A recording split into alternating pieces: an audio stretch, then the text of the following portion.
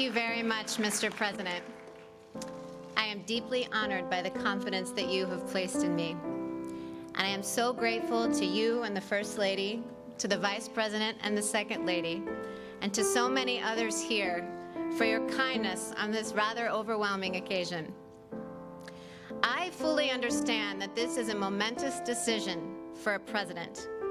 And if the Senate does me the honor of confirming me, I pledge to discharge the responsibilities of this job to the very best of my ability.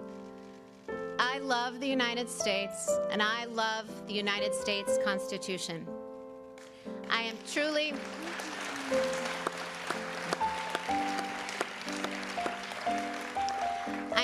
humbled by the prospect of serving on the Supreme Court. Should I be confirmed, I will be mindful of who came before me. The flag of the United States is still flying at half-staff in memory of Justice Ruth Bader Ginsburg to mark the end of a great American life. Justice Ginsburg began her career at a time when women were not welcome in the legal profession. But she not only broke glass ceilings, she smashed them. For that, she has won the admiration of women across the country and indeed all over the world.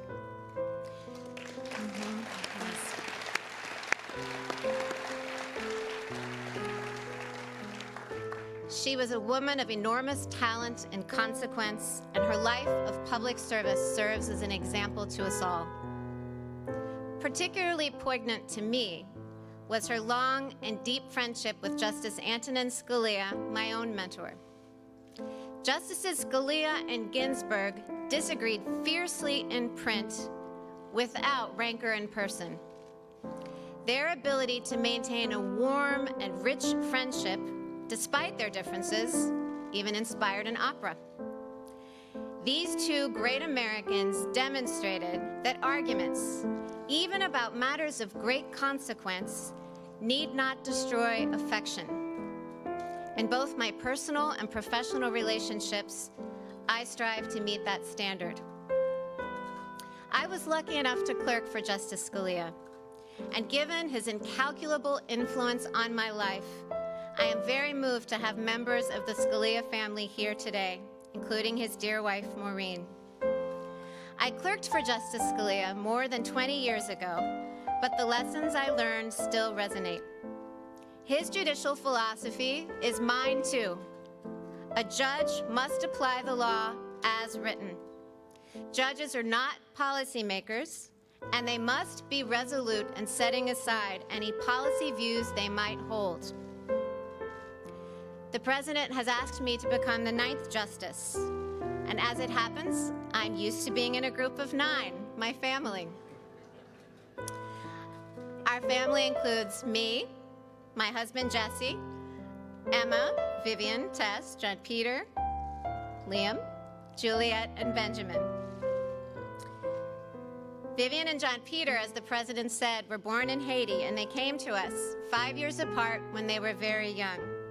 And the most revealing fact about Benjamin, our youngest, is that his brothers and sisters unreservedly identify him as their favorite sibling.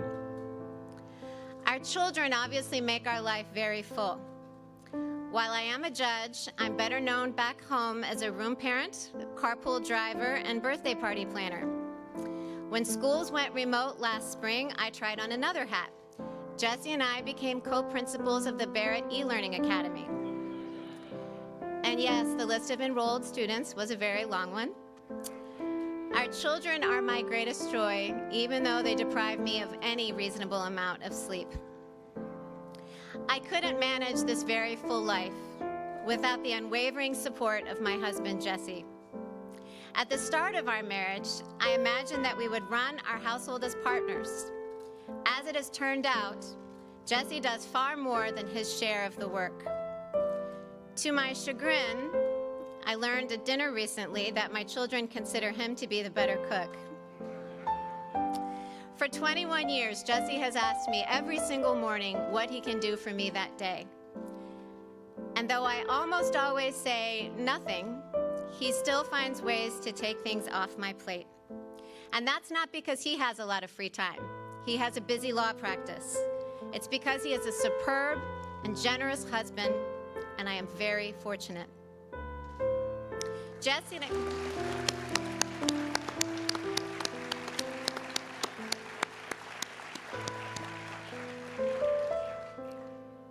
and I have a life full of relationships, not only with our children, but with siblings, friends, and fearless babysitters, one of whom is with us today. I am particularly grateful to my parents, Mike and Linda Coney. I have spent the bulk of my adulthood as a Midwesterner, but I grew up in their New Orleans home. And as my brother and sisters can also attest, Mom and Dad's generosity extends not only to us, but to more people than any of us could count. They are an inspiration. It is important at a moment like this to acknowledge family and friends. But this evening, I also want to acknowledge you, my fellow Americans.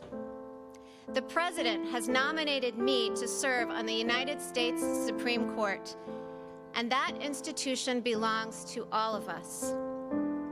If confirmed, I would not assume that role for the sake of those in my own circle, and certainly not for my own sake. I would assume this role to serve you.